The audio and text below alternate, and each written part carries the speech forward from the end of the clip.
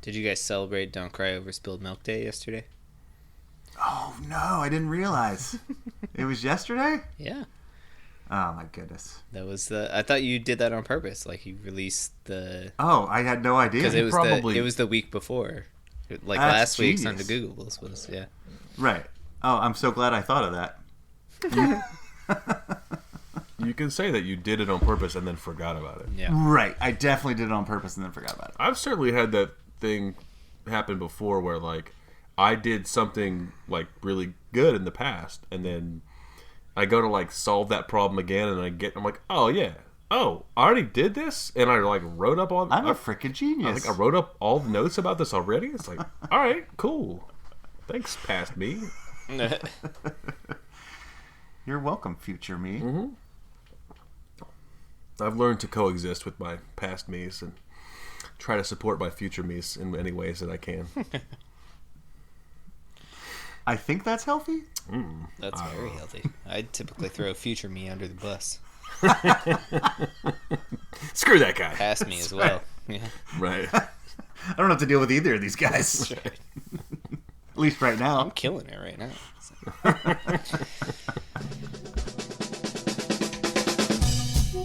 Yeah, so just prepare to...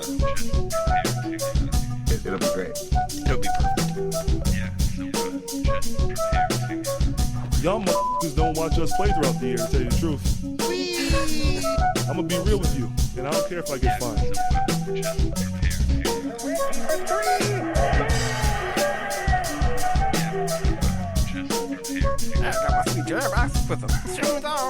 That train is off the track. I feel like you can't just like jump through Neptune and be okay. Just prepare to... What the show needs is more dogs and bears and chickens and stuff.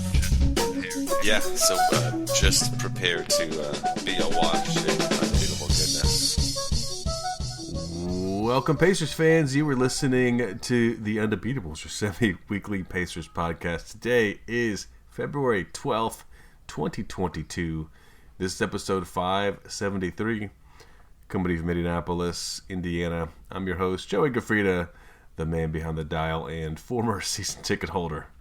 This show, we're going to discuss an exciting 0-2 week of Pacers basketball with losses against the Hawks and the Cavs. And we're also going to talk about a little more about the trades. We had an emergency show last week to discuss a lot of it, but we got some more in the tank about that one.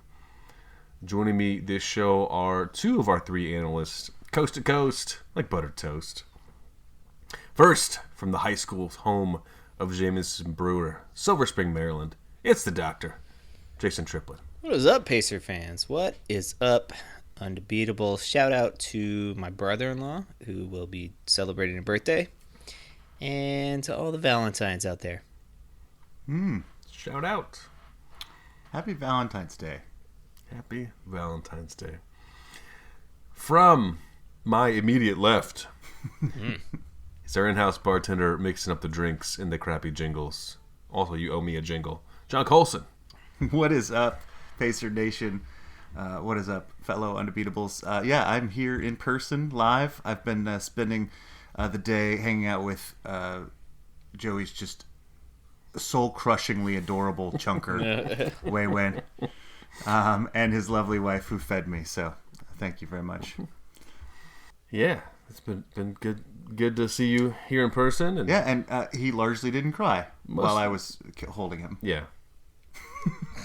That's nice. That's a win. That's a W. Yeah. That's a Wei Wen, you know what I'm saying? Heyo. Luckily, he looks way more like Catherine than Joey. Yeah. It's, probably for the best. That's also for a the way best. win. Yeah. Before we start the show, we'd like to let you know you can support us, the longest running Pacers podcast, by heading over to patreon.com/undebeatables. And you can support us for as little as $1 per month. Thank you so much to everyone who's already done that.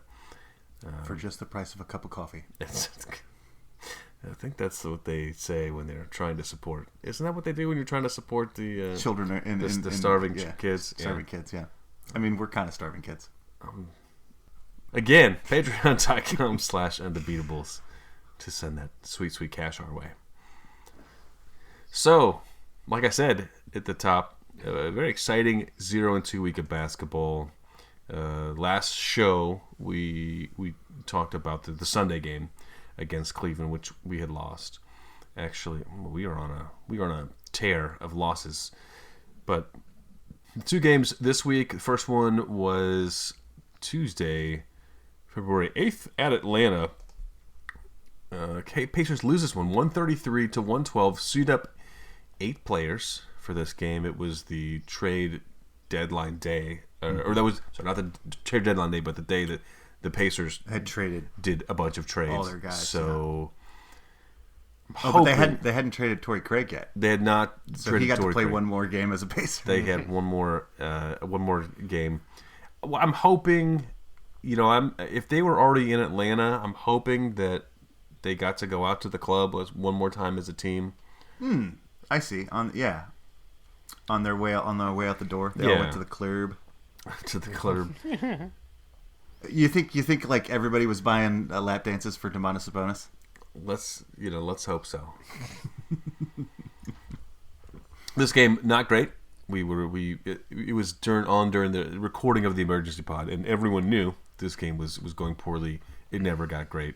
Lance Stevenson was by far our best player. Yeah, he was which great. is always fun. Almost a triple-double. Yeah. 24 points, 9 rebounds, 8 assists.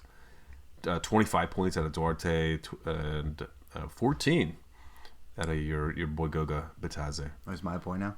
It's not mine. Yeah. So, not a great one.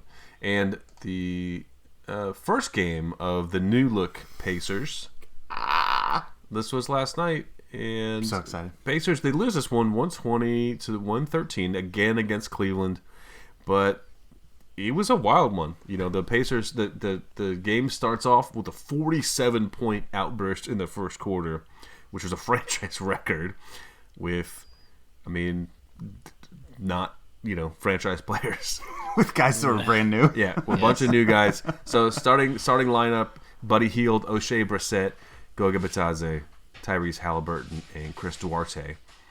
And they dropped that crew ripped up 47 points. Yeah, Jalen Smith and Isaiah Jackson came in as well in that first quarter. And I think Dwayne Washington Jr. But those 8 guys could not miss. So a little bit worrying. Isaiah Jackson leaves this game early before halftime. I don't know how. Injury, maybe? It seems like it may have been Re-aggravated re-aggravated from the one that was from previous. So hopefully this is a short-term one. On the Cleveland side, they did a good job recovering from. They were down big early.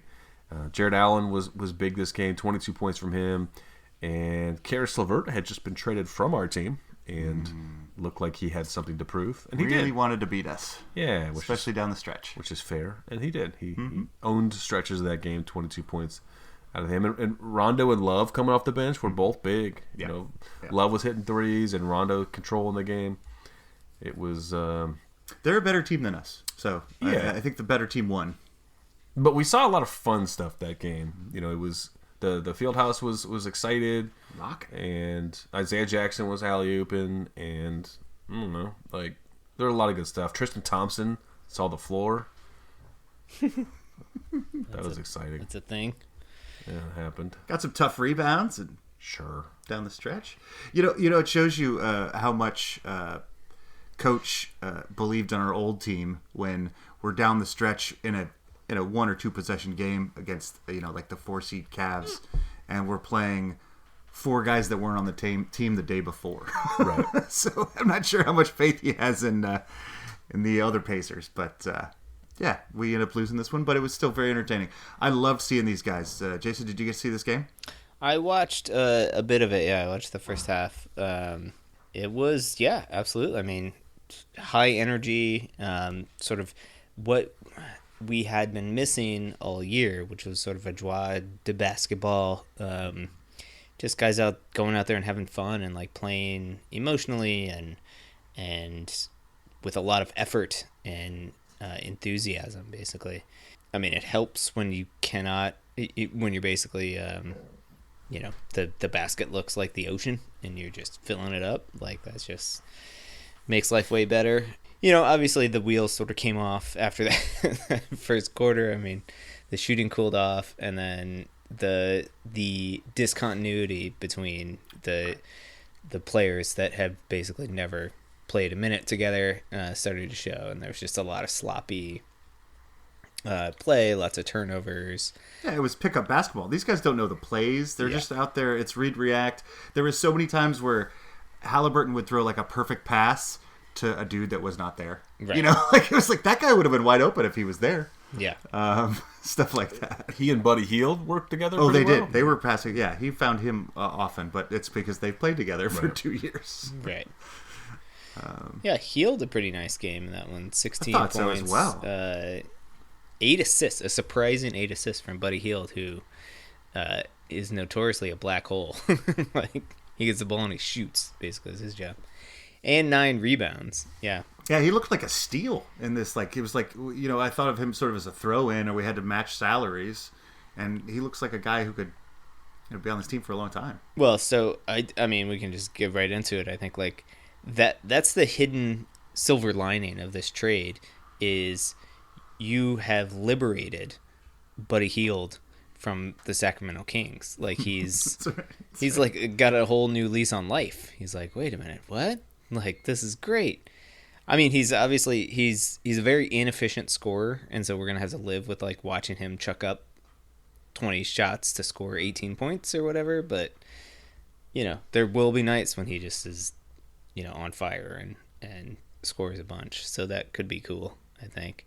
And then the other, you mentioned it briefly, Colson, but the Pacers pulled off another trade on trade deadline day where they swapped Torrey Craig for Jalen Smith and I believe a second-round pick. Is that right? Yes. Yeah, like a 20... This year's... okay. Yeah. So potentially the Mr. Irrelevant pick or whatever, right? So it'll be like the 60th pick, basically. But regardless, another asset. And Jalen Smith, for those that don't know, was drafted in the same draft as Tyrese Halliburton, was a high draft pick, but then basically hasn't seen the floor for the Phoenix Suns. And so here's another guy that we basically just liberated from, basketball. What is it when you're between heaven and purgatory? There you go. Purgatory. Yeah. Basketball purgatory. And he came out and showed and hit 3 3-pointers in the first, little bit, and just looked like happy to be playing basketball, which completely makes sense. Because that's the thing. So. You think about it like, we drafted Al Harrington when our team was still competing for championships, right? And he wasn't seeing any minutes because the Suns are competing for championships, and they're not going to play a 19-year-old or 20-year-old kid. And he shows up and just looks fantastic. I had said on the other the trade podcast that I thought we were going to make one more move for a young power forward to give some relief to Torrey Craig. I didn't realize that we were going to trade Torrey Craig for the relief, but this is kind of what I was hoping for. I mean, we could have gotten a steal here. A guy who's got a ton of upside but just didn't have any room on the roster, and the Suns want to shore up somebody, shore that position up with a veteran. Yeah. The only downside, I guess, is that Phoenix Suns made the foolish decision of not picking up the option on Jalen Smith's contract. So when you draft a first rounder, it's a 2-year contract, and you have basically options for year 3, year 4, and then you can extend them or whatever after that.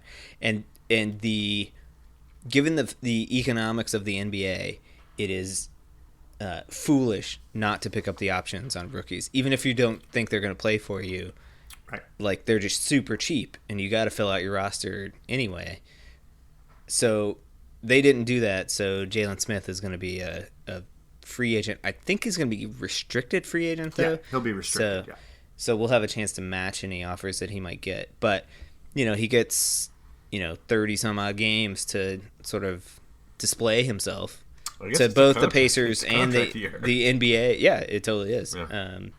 As a whole, and either he's gonna make a bunch of money, or we'll see if he fits with us and whatnot. Yeah, so he's a long dude. He's 6'10" or something like that. Mm-hmm. Yeah, 6'10".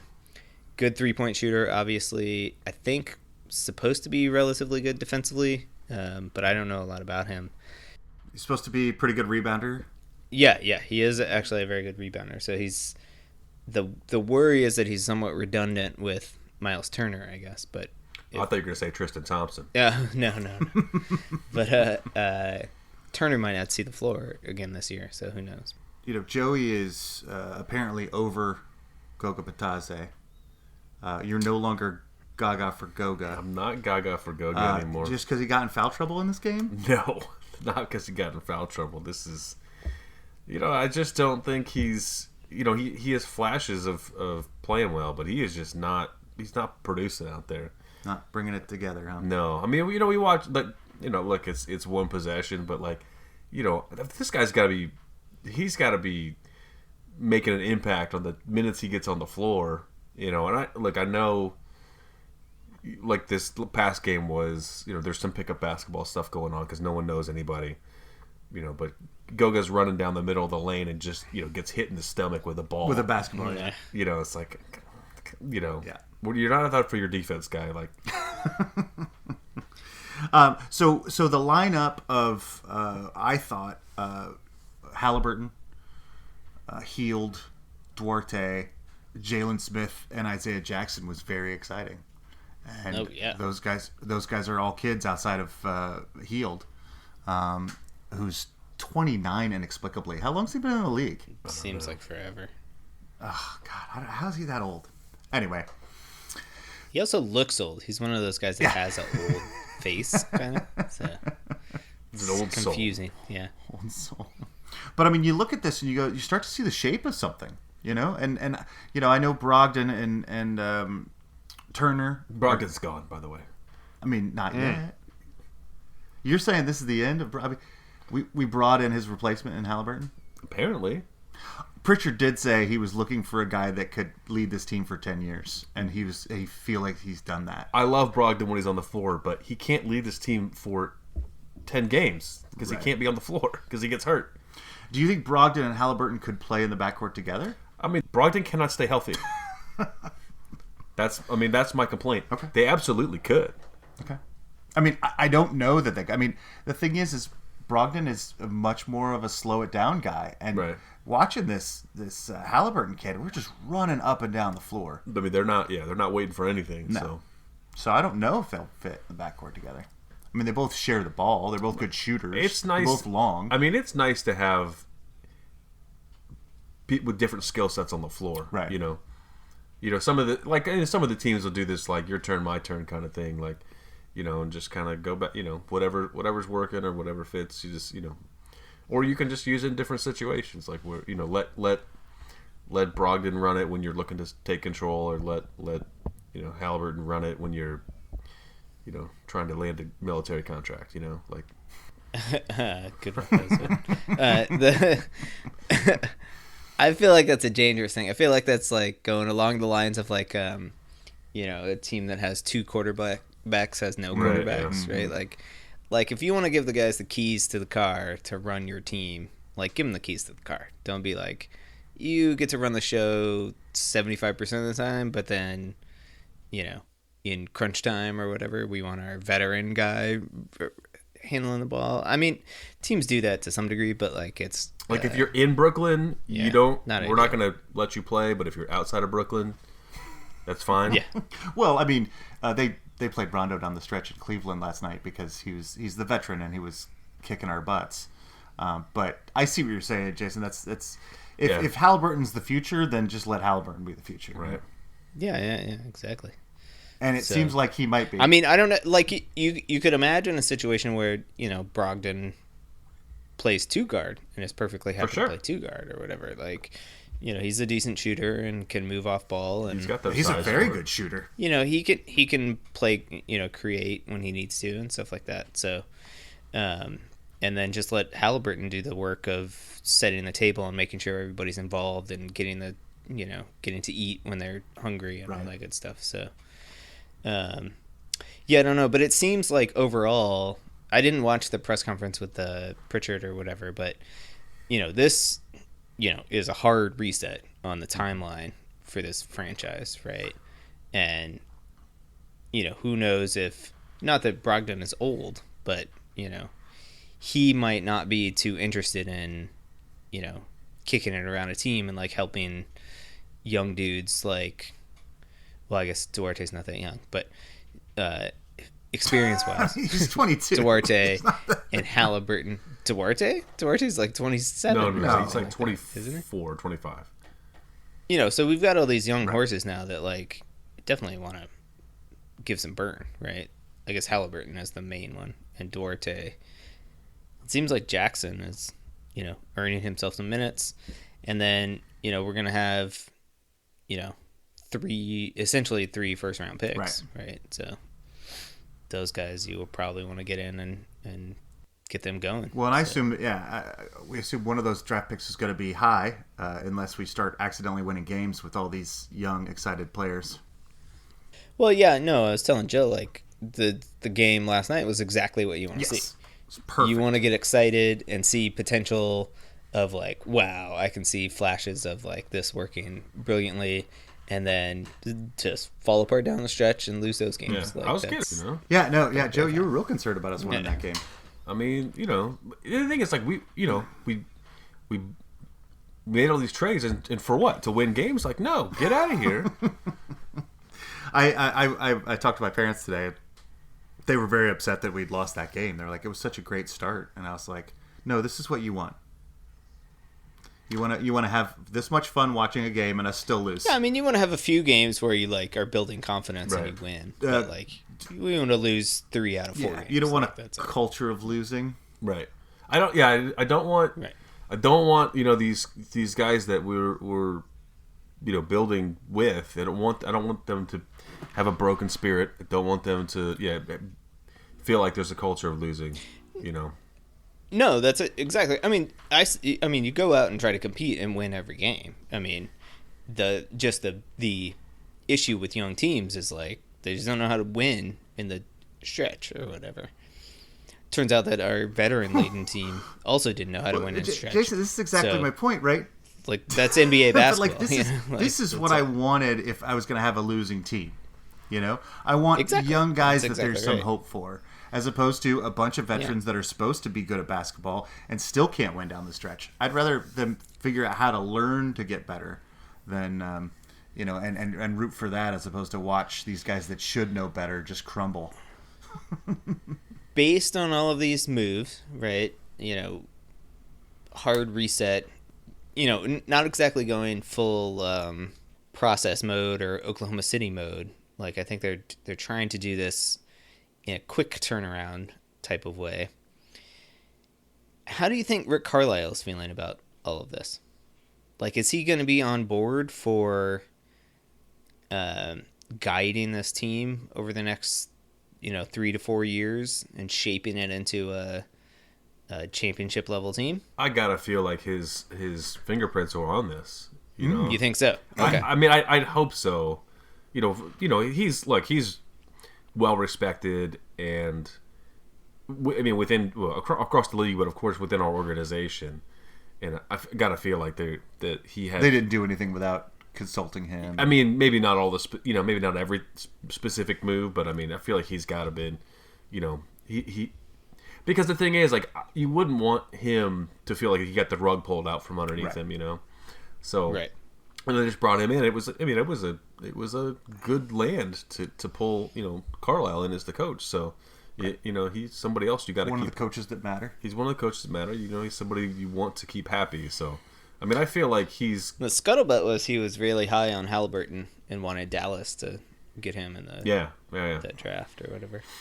So I mean, I sort of feel like I'm guessing he's around because the thing is, if they can do, like you say, like a sort of quicker turnaround, it's not going to be 5 years before they're competitive. It'll be a shorter period of time where he can guide this whole process, hopefully, on the floor.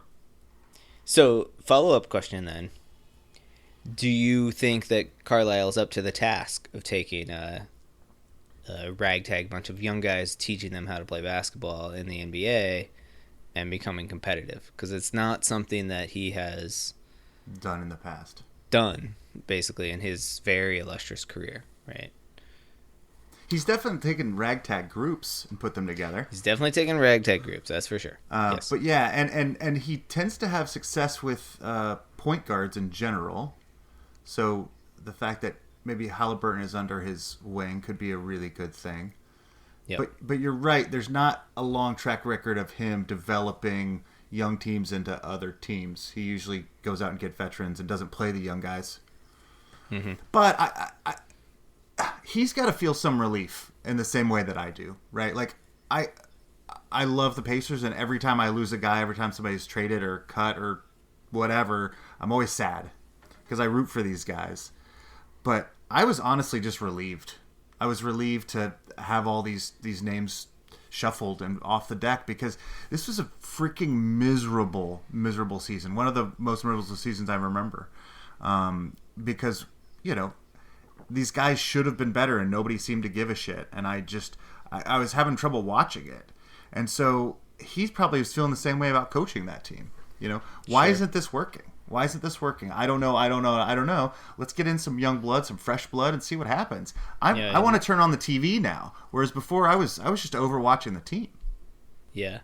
I mean, now you've got guys that are trying to make their way in the league and willing to soak up whatever knowledge they can from coaching staffs and all of that stuff in order to make it happen, right? And that's a much different thing than, I guess we had this conversation with this team. I guess it was a few years back. It was the Oladipo and Sabonis and Turner and those guys and Bogdanovich. Mm-hmm.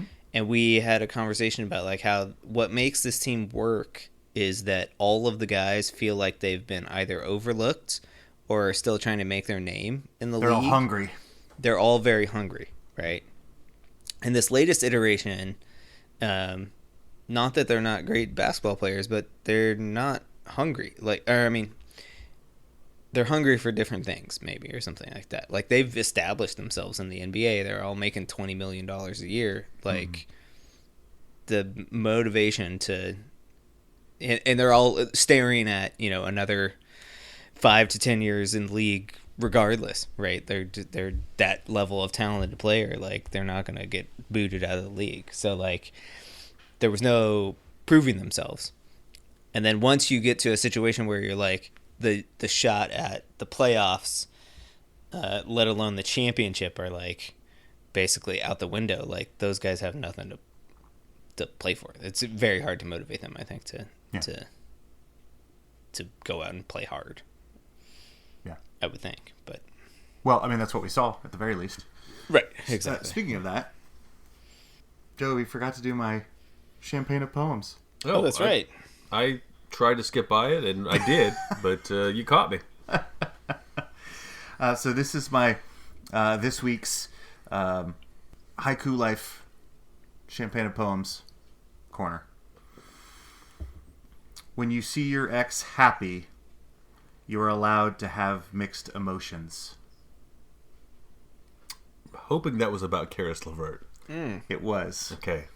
I actually wrote it. It's not true. It was about Chris LeVert, but I wrote it after the watching the Sacramento Kings game with Sabonis and like Fox like hugging and like having a good time, and Lamb being just brilliant off the bench for them and stuff. And I was like, okay, these guys just are really happy to be outside of the Pacers team, even though they went to Sacramento. Right. And they had a great time and they won the game. And then 2 days later, I'm watching Karis LeVert shot by shot by shot in the fourth quarter, just taking us down and relishing in it and chest bumping all his guys. It really hurt that these guys are happy to be away from us.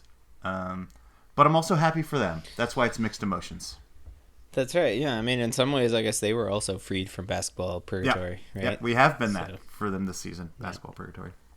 Even though, they were potentially part of the problem.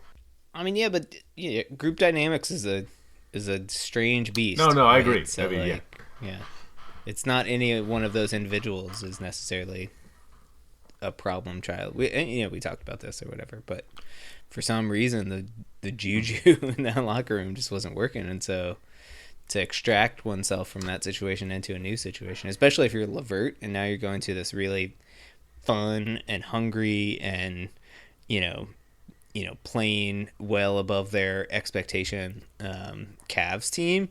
Yeah, like that's got to be he's just from amazingly Ohio. fun. Yeah. Like, Oh, I mean, the way I see it now is here's the guys I blame for the problems.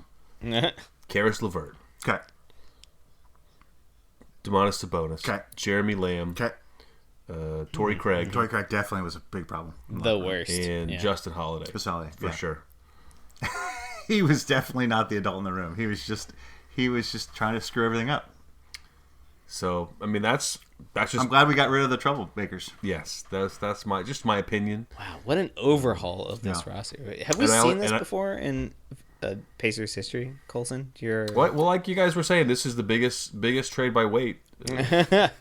Yeah, so we moved 4 Also- players in 2002. Also by that's volume. right. Yeah. Right. It was the, For the Ron Ron Artest, Artest trade. Brad Miller. We traded away Jalen Rose and Travis Best and a bunch of fodder. Okay, so that's the closest thing. That's the closest thing I can ever remember.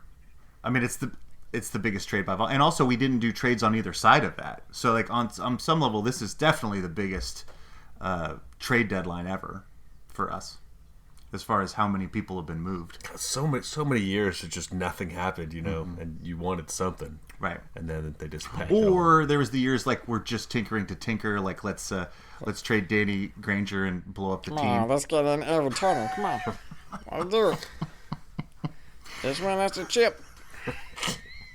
get punched in the mouth by Lance is what you're gonna get. Oh, how much fun was Lance having last Oh night? man, dude, the guitar like Just when- all the time. I mean, Yeah. I think he was like on full guitar, on the bench, on the floor, Yeah. arguing with the refs. He was chest bumping everybody. He was high fiving all the new guys. Like he's the guy I want on my team because he was like, hey, look, I don't know you, but I'll pass you that ball. Yeah. and we're gonna have a good time. But I he's play heard basketball. Before I've heard from him and sort of about him that he is just like if you're on his team, he is 100% about you, and if you are not, go to hell. So Demontis Sabonis is now like he's totally against Dead to him. him. At best. At best. Oh my goodness.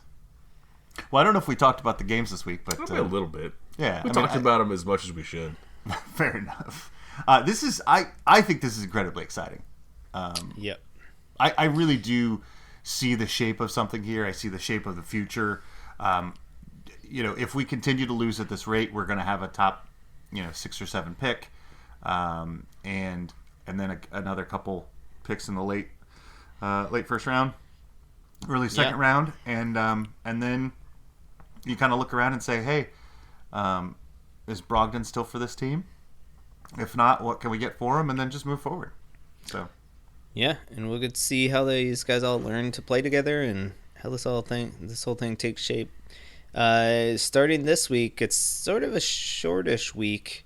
We're recording on Saturday, so the Pacers actually have a game on Sunday. So apologies that we're not going to review that for you, but there is football to be watched on Sunday, so we will not be recording that. The Pacers will play the Minnesota Timberwolves in the afternoon. That's a 3:00 game at home. Baby races likely. Yes. Tune in that for the game. baby Joe- races for sure. Yeah. How's Waywin at crawling right now? I mean, if we got the floor greased up pretty good, we could slide him or something. But he has no mobility. Limited mobility, I'd say.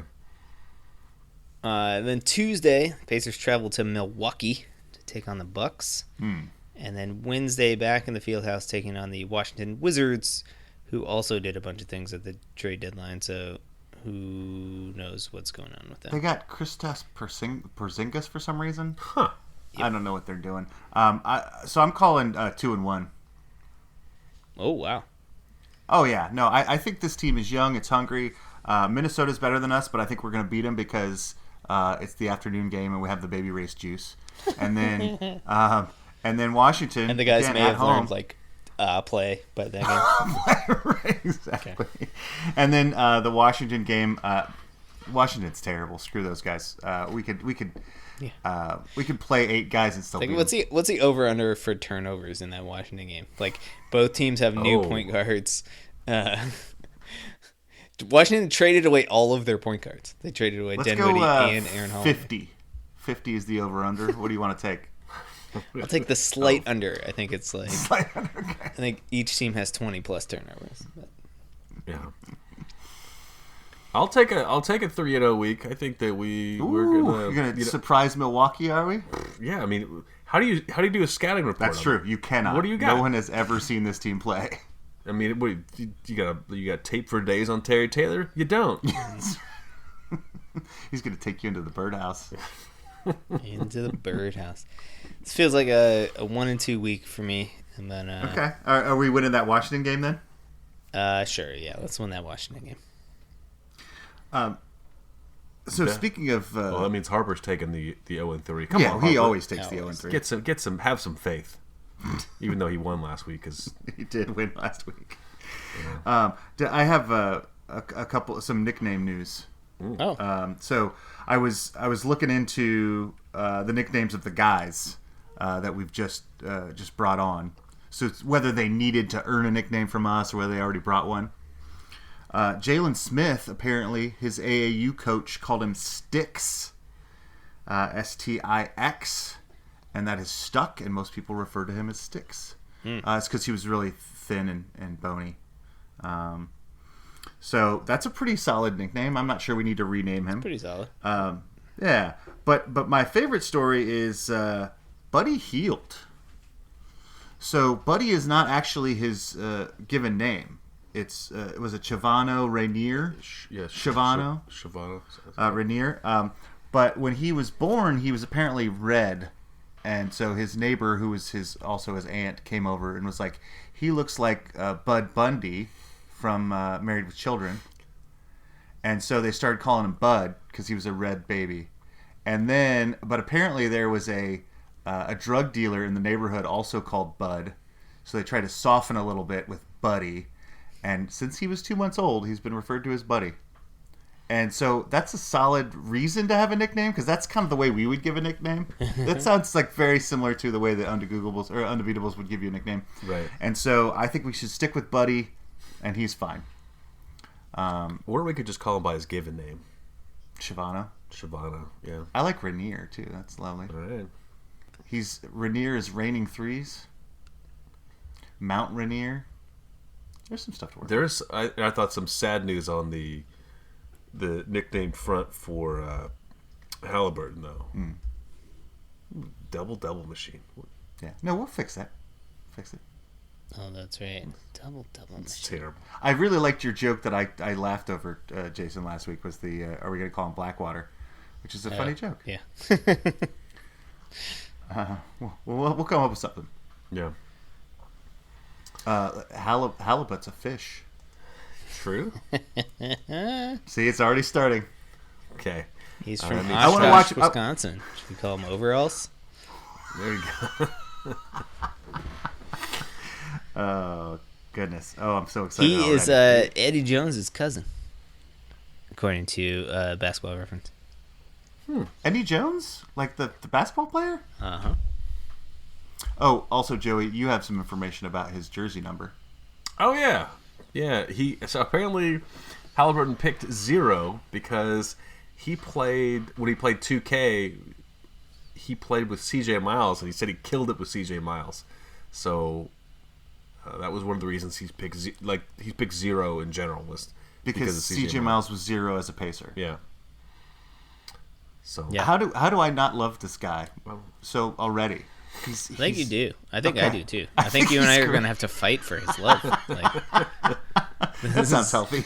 Yeah. it's competition. No, but I mean, look, this kid is. That's what Darwin he would loves want, you know? CJ Miles on MVK2. He's also a leap day baby. What? Yes. Yeah. Wow. Born on February 29th, 2000. So he's really only like 12 or something? Not even that. That's how that works. He's 5. Yeah, he'd be like 5. Yeah. Every 4 years? Yeah, every 4 years you get a birthday. Oh, also, I want to say, okay, just real quickly, I got a lot of flack from the fans because I said that Tyrese Halliburton was 22 years old. He's actually 21. Of course, his birthday is on the 29th. What I did was I Googled his birthday, and it said February, 2000, and so I just assumed it was already his birthday. I apologize. He's still 21, but he's going to be 22 any moment, although he won't be because it's not a leap year, but you know what I'm saying. I just, I don't need all the tweets, Pacer fans. I get it. I made a mistake. I did sloppy research. Just get off my back. This show is for fun. I just don't like Don't that. fact check me. I just don't like that we have to print out the tweets and hand them to you. It's the only way you're going to get them. Yeah. Good thing that now we can jailbreak those Canon printers, so we don't have to pay as much for ink anymore. I know. Thank God. Thank God. That's where they get you. That was really so much Patreon money going to toner, so that Colson can read tweets. Yep. But then you have to draw into pictures for me too. Yeah. That's for the TikTok account. They're gonna do one of those like little flip books. Make a flip book. Yes, exactly. That's exactly right. Fair enough. All right, team. I think that will wrap it up for this show. We'll be back with you on Thursday. Hopefully with, they're fun, but hopefully with no emergency podcast in between. But maybe there could be a good reason for that. What would be the reason? I don't know. Maybe Lance gets another triple-double and, does some hip thrusts. Like, I'd do a show for that. Okay, yeah. I'd do that too. Call me up. Until then, you can hit us up on social media. Not TikTok. Just yet. We don't have the budget for it. But we're on Twitter at Undebeatables, Facebook.com/The Undebeatables. The website is theundebeatables.com. There's a contact form there. You can use that to send us a message. And our email address, shoutout@theundebeatables.com. For the architect, Donnie Walsh, and our once and always Hall of Fame coach, Bobby Slicklinger. Turn out the lights, the party's over. Is this a rebuilding year for you? I'm traded up for some new vocal stylings, but they still don't know how to work together. They don't know how yet. to work together. Sure. Yeah. Sure. It's sort of like it's the big tank. It's been like 6 or 7 years of me rebuilding. Right. Yeah, It's the process. it's the process. Process. Deep into the process. So you have one vocal cord that's like the James Harden, right? Oh no, we haven't even gotten that far. Okay. Yeah, it's going poorly. Oh, I see. The rebuild is going poorly. Every time I draft, I'm getting a bunch of guys that it's like a bunch of Nerlens Noels and stuff. Like it's just not turning out for me. Well, it works out eventually. Does it, Joey? I don't know, actually.